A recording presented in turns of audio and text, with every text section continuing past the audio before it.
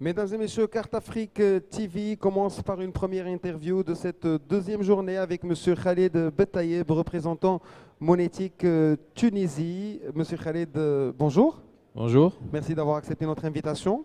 tout le plaisir est pour moi. Alors, on a toujours vécu une grande concurrence entre le Maroc et la Tunisie au niveau sportif, au niveau économique aussi, mais nous sentons qu'au niveau de la monétique, il y a plus de la convergence, de la cohésion et une très très bonne coopération. Qu'est-ce que vous pouvez nous dire de ce premier point? Effectivement, comme vous l'avez dit, il y a beaucoup plus. On n'est pas dans une logique de concurrence, mais plutôt une logique de saine concurrence où on essaie un petit peu de faire avancer les choses mutuellement. On essaye de profiter des expériences de l'un ou de l'autre pour pouvoir améliorer les choses. Nous avons peut-être un petit mal au niveau de l'Afrique du Nord, ou plutôt au niveau des deux pays, un taux de bancarisation très élevé qui nous permet d'avoir des citoyens qui sont équipés en carte bancaire, mais encore du mal à faire payer ou à faire adhérer les gens au système de paiement par mobile. Est-ce que vous avez une stratégie ou vous pensez à une stratégie pour pouvoir combler ce retard à ce niveau? Effectivement, on a pratiquement autant la Tunisie que le Maroc, à peu près le même taux de bancarisation, on se situe autour de 50 à 55%. Mais le taux d'équipement en carte, il est inférieur à ça. En Tunisie, il est de l'ordre de 29%. Au Maroc, je pense qu'il est équivalent Ouais, par rapport à la dans les population. 30%, ouais. Sauf qu'aujourd'hui, on n'a pas forcément besoin de bancariser les gens au sens strict du terme pour les inciter, pour les inclure financièrement. La carte prépayée est là pour aider, pour effectivement développer les transactions financières. Et en Tunisie, nous avons à peu près 4 millions à 4 millions 100 de personnes qui peuvent être équipées en carte et qui peuvent effectivement effectuer des transactions financières. Ce qui représente quasiment 45% de la population tunisienne. Absolument. Nous, notre objectif, effectivement, c'est de compléter, d'équiper ces gens-là pour qu'ils puissent faire des transactions financières. D'abord, ces gens-là, pourquoi ils n'ont pas été équipés, pourquoi ils n'ont pas été bancarisés? Peut-être que d'un côté, ils ne sont pas, entre guillemets, les bienvenus chez les banques, peut-être parce qu'ils ont un revenu relativement modeste, mais d'un autre côté, eux-mêmes ont peut-être peur, toujours entre guillemets, de la banque, ou ils n'osent pas faire le premier pas pour aller vers la banque. Et là, nous avons pensé effectivement à les équiper en carte prépayée. Et pour ça, comme vous l'avez dit tout à l'heure, nous faisons appel à un partenaire qui est très important, qui sont les opérateurs téléphoniques. Et là, nous convergeons vers le mobile payment. D'un côté, nous avons la monétique et d'un autre côté, le téléphone mobile. Et il va y avoir où on a créé des synergies entre les deux secteurs, le secteur bancaire et le secteur des télécoms.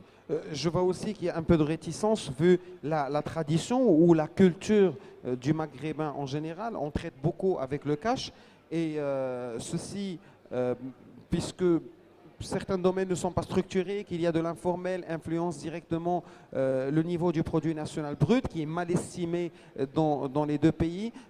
Qu'est-ce que vous faites à part ça pour le mobile? Qu'est-ce que vous faites pour pousser les gens à ne plus avoir cette réticence pour qu'ils fassent confiance à ce système? Des fois, on a des questions qui se posent qui sont un peu bizarres par rapport à l'imposition, par rapport au fait de retrouver son argent, beaucoup de choses.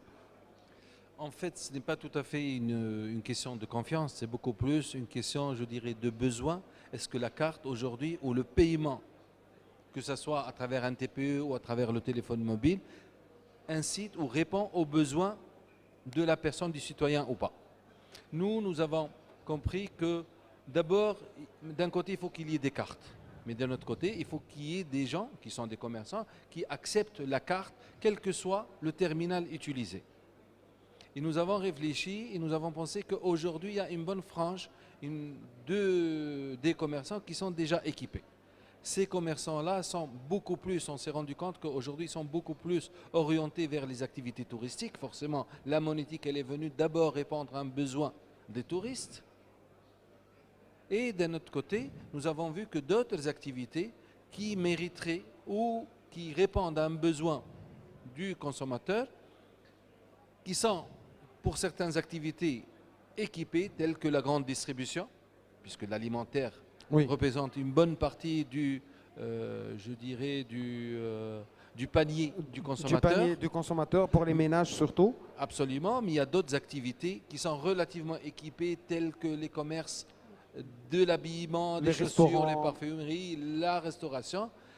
Donc ces gens-là sont équipés. Maintenant, est-ce que le consommateur ne consomme que chez ces gens-là? Non, le Non. consommateur consomme ailleurs, dans les commerces de proximité. Les mécaniciens, l'épicier du coin. Absolument, absolument. Et là, on est dans une logique plutôt ou dans je dirais, une problématique de rentabilité de ces commerces-là, du montant de la transaction par rapport à la banque. Parce que ce sont des micro-paiements qui ne sont pas forcément très intéressants pour la banque en termes de rentabilité.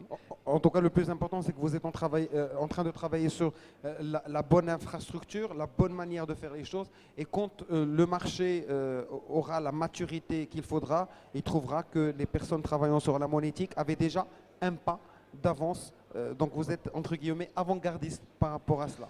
C'est tout à fait normal parce que nous, d'abord en tant que Monétique Tunisie, on n'est pas uniquement un processeur, un centre de traitement ou un switch national. On se positionne comme étant une force de proposition et de veille technologique où on anticipe que ce soit à travers des réflexions ou à travers des expériences acquises auprès de nos amis et des autres pays pour pouvoir insuffler un nouveau, je dirais, un nouveau souffle pour la monétique, mais surtout pour l'inclusion financière. Et ça fait l'affaire de tout le monde, finalement. Voilà, et cette nouvelle dynamique finira par payer. Une dernière question sur le niveau de ce salon. Vous êtes là maintenant depuis un jour presque et demi. C'est un peu 75% du salon qui est passé. Est-ce que vous estimez que vous avez atteint vos objectifs, que ça vous permet effectivement d'avoir ces canaux de communication pour signer de nouveaux accords, de nouvelles coopérations? Est-ce que vous êtes satisfait en général?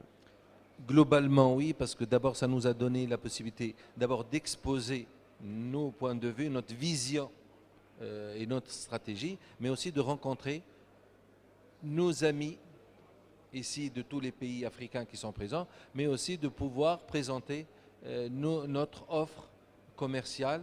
Et puis, on n'est pas venu ici exclusivement pour vendre, on est venu pour un échange et nous misons sur l'avenir pour faire avancer les choses. Voilà, merci beaucoup Monsieur Khalid Betaïb d'avoir accepté notre invitation, d'avoir répondu à notre invitation. En guise de souvenir, on vous offre ce petit mug Carte Afrique 2016 et j'espère que vous allez passer un excellent moment au Maroc. Merci beaucoup et tout le plaisir, et pour moi personnellement, pour Monétique Tunisie et pour tous les Tunisiens qui sont présents dans le salon. Merci beaucoup et Aïchek, hein, c'est très gentil. Et Merci. Aïch, comme on dit.